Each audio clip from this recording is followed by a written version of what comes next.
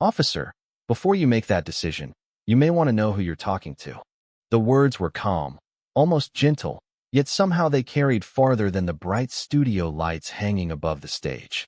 For a fraction of a second, the bustling television set seemed to hesitate. Cameras continued rolling. Producers kept speaking into headsets. Audience members shifted in their seats. Yet something in the air changed.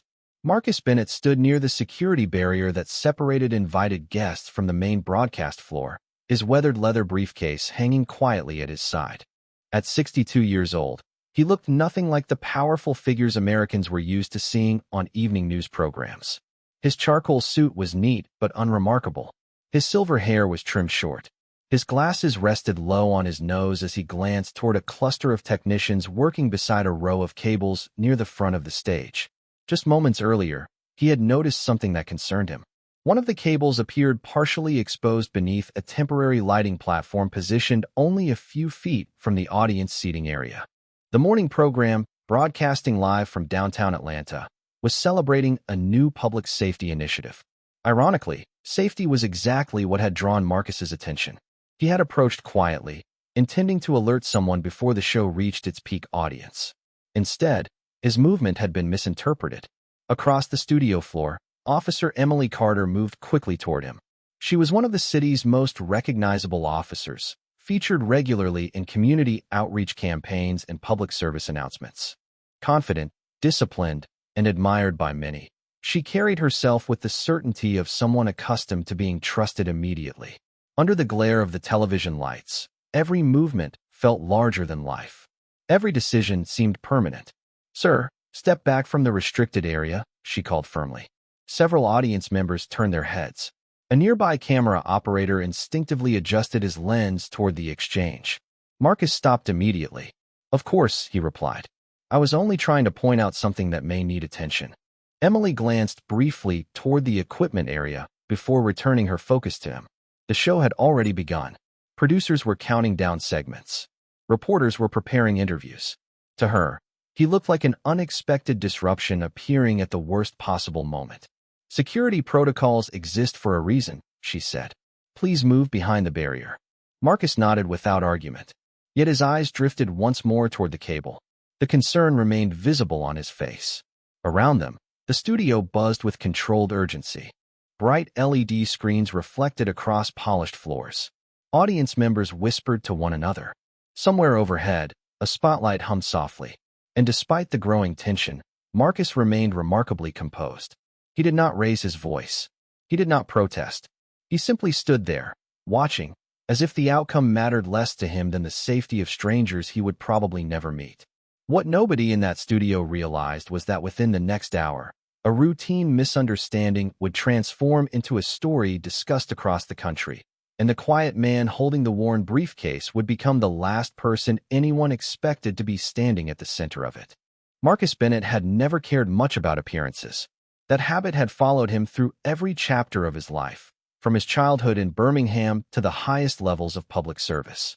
While many powerful people traveled with assistants, security details, and carefully managed schedules, Marcus preferred simplicity whenever possible. That morning had been no different. Before arriving at the television studio, he had stopped at a small coffee shop 3 blocks away. The cashier had recognized neither his face nor his name. To Marcus, that felt refreshing. For 10 quiet minutes, he had sat beside the window drinking black coffee while the city slowly woke beneath a pale Georgia sunrise. The memory lingered as he stood near the barrier inside the crowded studio. Around him, the program continued moving forward. Large digital screens displayed images of police officers helping local communities. Bright graphics flashed across the walls. Audience members applauded as the host introduced another segment celebrating public trust. The irony was impossible to miss. Marcus adjusted his glasses and glanced once more toward the lighting platform. The exposed cable still bothered him. Years spent reviewing evidence and weighing consequences had trained his mind to notice details others overlooked. Small things mattered. Small mistakes often became large problems. Across the studio, Emily Carter remained focused on him. Something about his calm demeanor unsettled her. Most people became defensive when confronted by authority. Marcus had done the opposite. He had simply listened. That should have reassured her. Instead, It made her more suspicious. The producer's voice crackled through her earpiece. The next live segment would begin in less than 2 minutes. Every camera position had been carefully planned. Every movement on the floor was supposed to follow a schedule. Unexpected variables created risk. Emily took a step closer. "Sir, I need you to remain behind the designated area until the broadcast concludes." Marcus offered a polite nod. "That is not a problem." His voice remained steady. No irritation. No challenge. Just cooperation. Nearby, a young production assistant hurried past carrying a clipboard nearly as large as her arm. She glanced nervously toward the exchange before disappearing behind a row of cameras. The atmosphere felt tighter now. More eyes were watching. The host continued smiling beneath the lights, unaware that attention was slowly drifting away from the script. Marcus shifted his briefcase from one hand to the other. The leather showed years of use. Faded edges. Soft corners. The kind of case carried by someone who valued function more than status. Inside rested a notebook, reading glasses, and several documents related to a legal conference scheduled later that week in Washington. Nothing about him appeared extraordinary. That was often the point. Throughout his career, Marcus had learned that people revealed their true character when they believed nobody important was watching. As the countdown clock above the stage dropped below 60 seconds, he noticed movement near the audience seating. A young girl, perhaps 8 years old, had wandered toward the aisle beside the equipment area. Her attention seemed fixed on the bright screens rather than where she was walking. Marcus's eyes followed her path. His concern returned instantly. The cable remained exactly where it had been. The studio lights reflected faintly against his lenses as he drew a slow breath. Somewhere deep inside, a quiet sense of unease began to grow. The red tally light above camera 3 flashed on, signaling the start of another live segment. Applause rolled across the studio as the host welcomed viewers back from commercial break. Emily Carter stepped into position beside the stage, posture straight, attention sharp. From the outside, she looked completely in control. Inside, however, a growing frustration tugged at her concentration. The older man near the barrier should have left the area by now. Instead, he remained quietly observant, his eyes drifting again and again toward the equipment section. To Emily, it felt deliberate. To Marcus Bennett, it felt necessary. The little girl had moved closer. She now stood only a few feet from the aisle, separating the audience from the technical equipment. Her sneakers tapped lightly against the polished floor as she leaned forward to see the bright television screens. Her mother, distracted by the excitement of being on live television, had not noticed how far her daughter had wandered. Marcus noticed. He always noticed. Years spent evaluating facts had trained him to observe details others missed. He looked toward a nearby crew member. The young technician was busy adjusting audio levels through a headset. Another production assistant hurried past carrying cue cards. Nobody seemed aware of the issue. The exposed section of cable remained exactly where it had been. The host continued speaking enthusiastically about public trust and community partnerships. Large graphics rotated across giant screens behind him. Bright blues and golds washed across the stage. The audience smiled and nodded. Everything appeared perfect.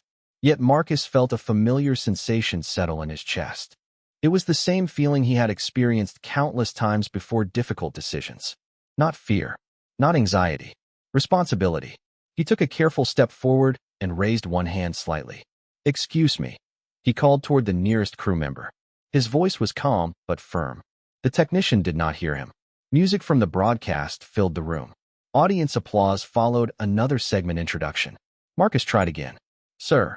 This time the technician glanced over briefly but was immediately pulled away by another staff member. The opportunity vanished. The little girl continued moving. Emily saw Marcus step forward and her expression tightened. From her perspective, he had ignored repeated instructions. The timing could not have been worse. The live audience was watching. Cameras were everywhere. Producers depended on her to maintain order. She moved toward him once more, her shoes clicking against the studio floor. Nearby audience members began turning their heads. A few sensed tension, others simply followed movement. Human nature rarely ignored uncertainty. Marcus met Emily's gaze. There was no hostility in his eyes. No challenge. Only concern. "Officer," he said quietly, "there is something near the equipment area that needs attention." Emily followed the direction of his glance for less than a second before returning her focus to him. The brief look was not enough. She saw cables, lights, and equipment exactly where she expected them to be. Nothing appeared unusual.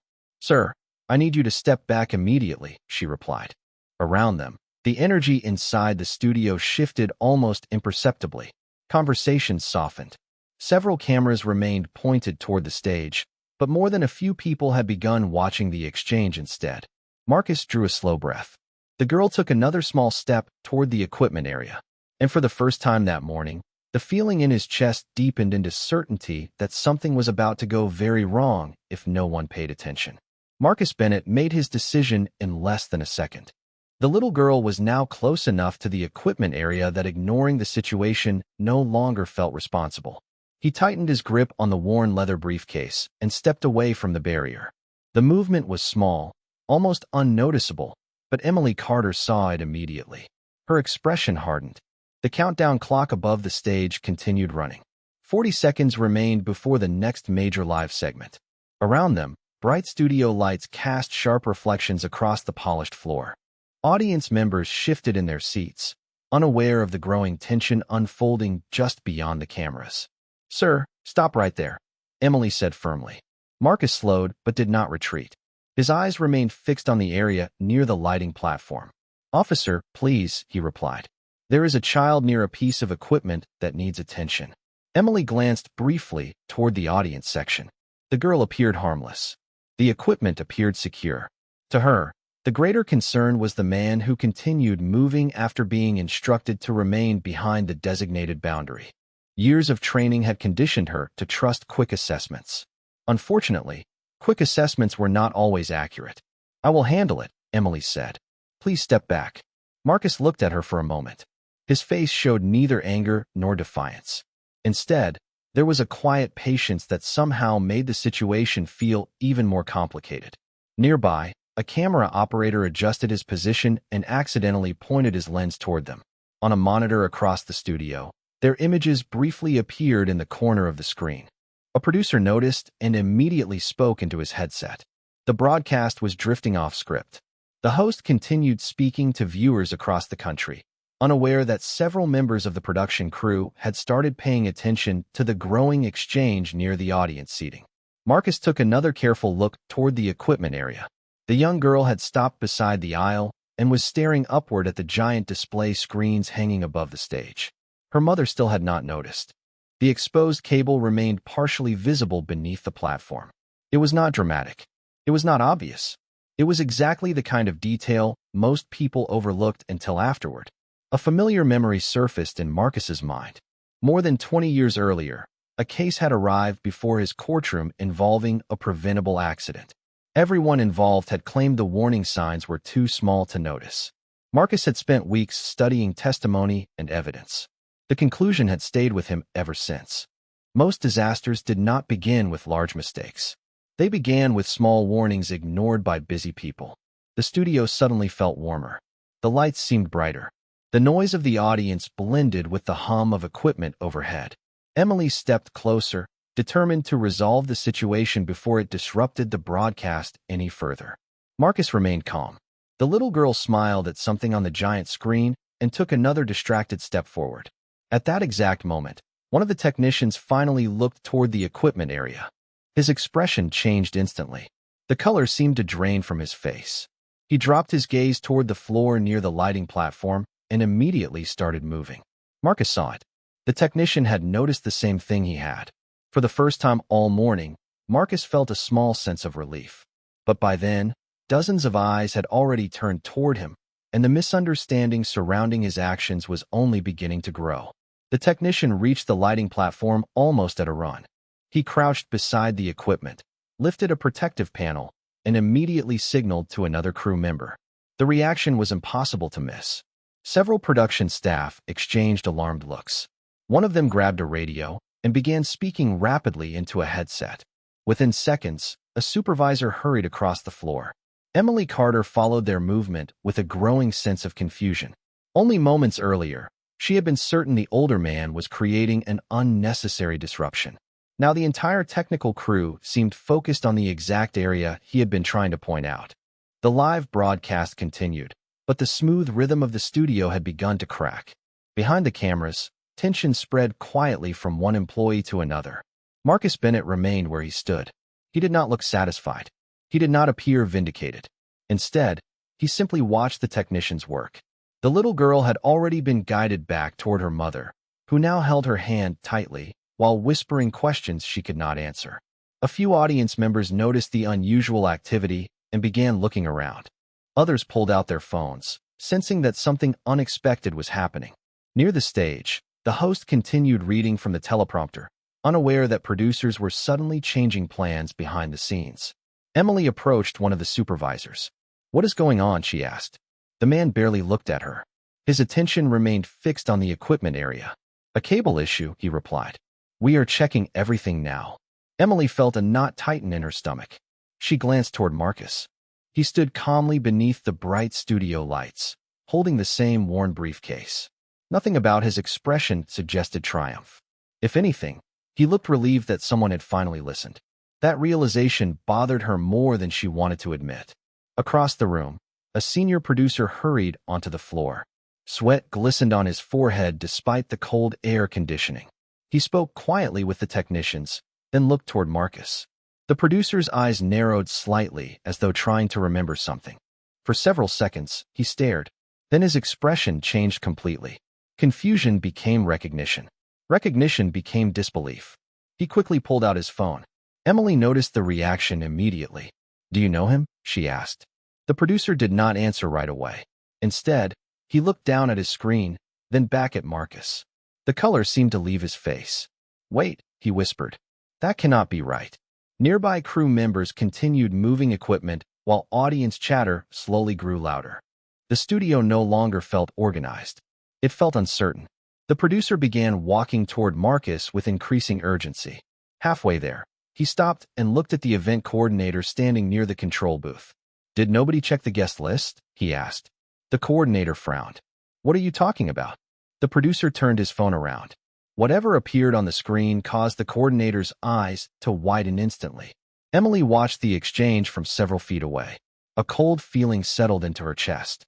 She still did not understand what was happening, but she could sense the atmosphere changing around her.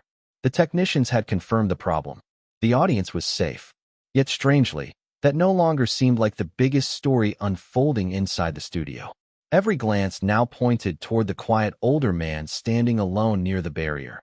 And for the first time all morning, people were no longer looking at him with suspicion. They were looking at him with shock. The studio seemed quieter even though hundreds of sounds still filled the air. Headsets crackled. Cameras moved on rolling platforms. Audience members whispered to one another. Yet beneath all of it lingered a strange stillness, as though the room itself was holding its breath. Marcus Bennett sat alone in a small waiting area just beyond the main stage. A floor-to-ceiling window overlooked downtown Atlanta, where late-morning sunlight reflected off glass towers and drifting clouds. The leather briefcase rested beside his chair. His hands were folded calmly in his lap. A paper cup of coffee sat untouched on the table nearby, slowly cooling beneath the air conditioning vent above. Across the hall, producers hurried back and forth carrying tablets, clipboards, and schedules that no longer seemed relevant. The discovery of the equipment issue had forced changes throughout the broadcast. Yet Marcus appeared completely detached from the chaos. His attention remained fixed on the city skyline beyond the glass. The sunlight painted soft reflections across his glasses. In the distance, traffic moved steadily along the interstate like streams of silver light. For a moment, the studio, the confusion, and the attention surrounding him all seemed very far away. Marcus had spent decades in environments where emotions ran high and judgments arrived quickly. Courtrooms taught patience. Life taught humility. Neither lesson came easily. He remembered being a young attorney years earlier, entering rooms where people made assumptions before he spoke a single word. Sometimes the assumptions came from strangers. Sometimes they came from professionals who should have known better. The details changed. The feeling never truly did. A quiet knock sounded at the doorway. Marcus turned slightly. The little girl from the audience stood there with her mother. Both looked nervous. The mother held her daughter's hand tightly. "Sir," she said softly, "I just wanted to thank you." Marcus offered a gentle smile. "There is no need." The woman shook her head. There is. Her voice wavered slightly. If you had not noticed that problem. She stopped before finishing the sentence. The little girl stepped forward instead. Thank you for looking out for me, she said. Marcus smiled again, warmer this time. You are very welcome. The child returned the smile and squeezed her mother's hand. A few moments later they disappeared down the hallway. Silence returned. Marcus watched the doorway for several seconds before looking back toward the window. The exchange had mattered more to him than anything happening on the broadcast floor. Not recognition, not attention, not validation, just knowing that someone was safe. Outside, sunlight drifted across the buildings as clouds moved slowly overhead. Inside, the atmosphere continued changing. Staff members who had barely noticed Marcus earlier now glanced toward him with curiosity. Some seemed nervous. Others seemed confused. None of them fully understood why senior producers suddenly looked so concerned. Near the end of the hallway, Emily Carter stood motionless beside a glass wall. She watched Marcus from a distance. For the first time all morning, uncertainty had replaced confidence. Something important was unfolding just beyond her understanding, and every passing minute deepened the uneasy feeling growing inside her chest. The answer arrived quietly. There was no dramatic announcement, no flashing headline, no interruption from the broadcast. It began with a single sentence spoken by the senior producer standing near the doorway. Officer Carter, he said carefully, we need to talk. Emily turned toward him. Something in his voice immediately caught her attention. The producer was usually energetic, constantly moving, constantly speaking. Now he looked pale, tense, almost cautious. He handed her a tablet. You should look at this. Emily frowned and lowered her eyes to the screen. At first she did not understand what she was seeing. A professional biography, a photograph, a list of accomplishments stretching back decades. Then her stomach dropped. The image on the screen matched the man sitting quietly across the hall. Marcus Bennett, Associate Justice of the Supreme Court of the United States. Emily stared at the words. Once, twice, 3 times. The letters refused to change. Around her, the hallway seemed to narrow. The sounds of the studio faded into the background. She looked up slowly toward Marcus. He was still sitting beside the window, completely unaware that she had just learned the truth. Or perhaps he knew. Either way, his expression remained unchanged. Calm, patient, composed. The producer swallowed hard. He was supposed to appear during the final segment. Emily blinked. A guest speaker? The guest speaker, the producer replied. The network invited him months ago. A chill moved through her chest. Suddenly, dozens of details began connecting inside her mind. The confidence, the calm voice, the way he never argued, the way he remained focused on the safety issue instead of defending himself. None of it matched the assumptions she had made. Nearby, another executive joined them carrying a printed folder. There is more, he said quietly. Emily accepted the folder without speaking. Inside were old newspaper clippings and public records related to community policing initiatives. One article immediately caught her eye. The date was 8 years earlier. Her breath slowed. She remembered that year. A complaint had been filed against her during the early days of her career. The accusation had been false, but the investigation had nearly ended everything she had worked for.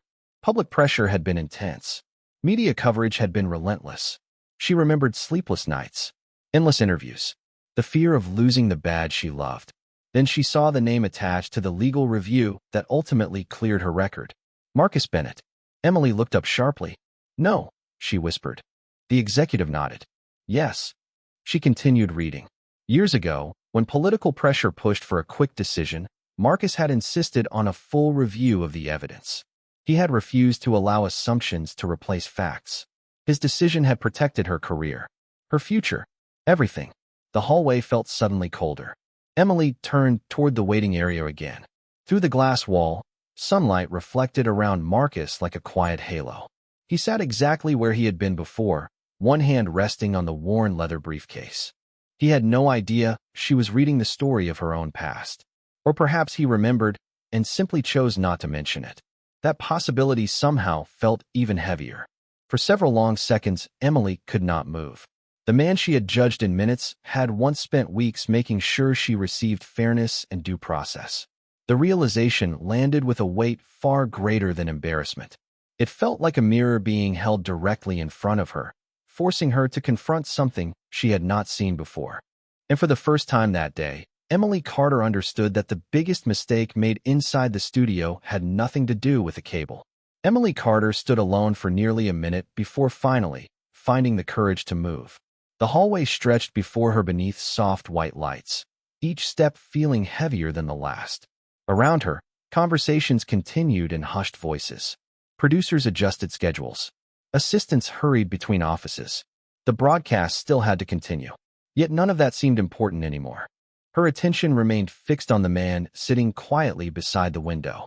Marcus Bennett had every reason to be frustrated, every reason to remind her of the assumptions she had made. Instead, he sat in complete silence, watching sunlight drift across the Atlanta skyline. The contrast unsettled her. By the time she reached the waiting area, her heartbeat felt louder than the activity surrounding them. Marcus noticed her approach and looked up from the window. His expression remained calm, neither welcoming nor cold, simply present. Emily stopped a few feet away. For a moment, words refused to come. She had delivered speeches before crowds, given interviews, testified at hearings. Yet now, standing in front of one man, she struggled to form a single sentence. Finally she spoke. "Judge Bennett." Marcus offered a polite nod.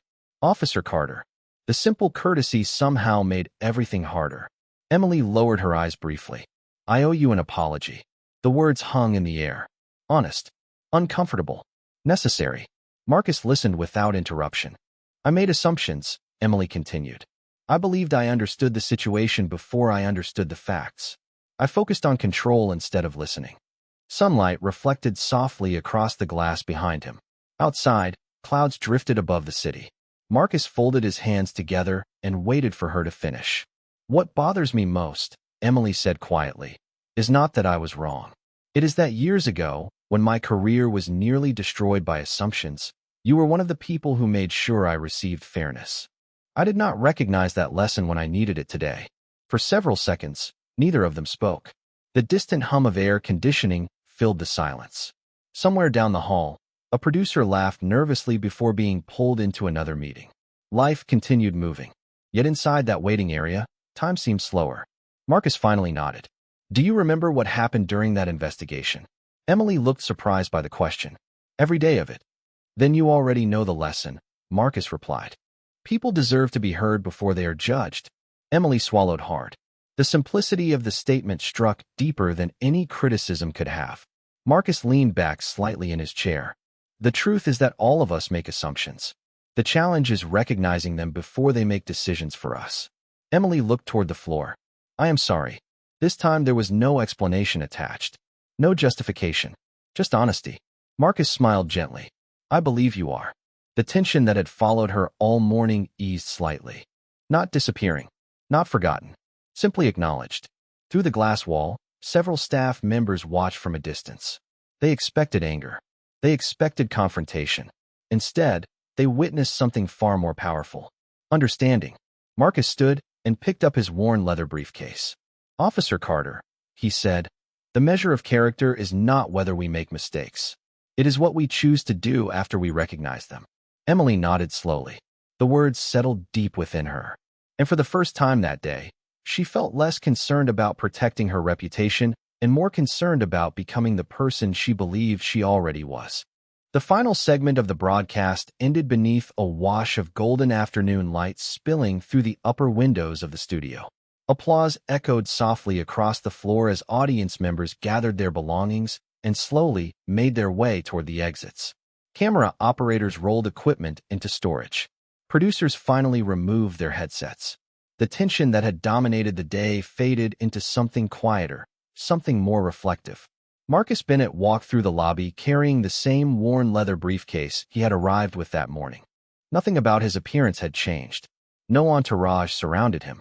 No reporters rushed forward. He moved with the same calm dignity that had defined every moment of the day. Outside, Atlanta shimmered beneath a bright southern sky. Cars passed along the street below.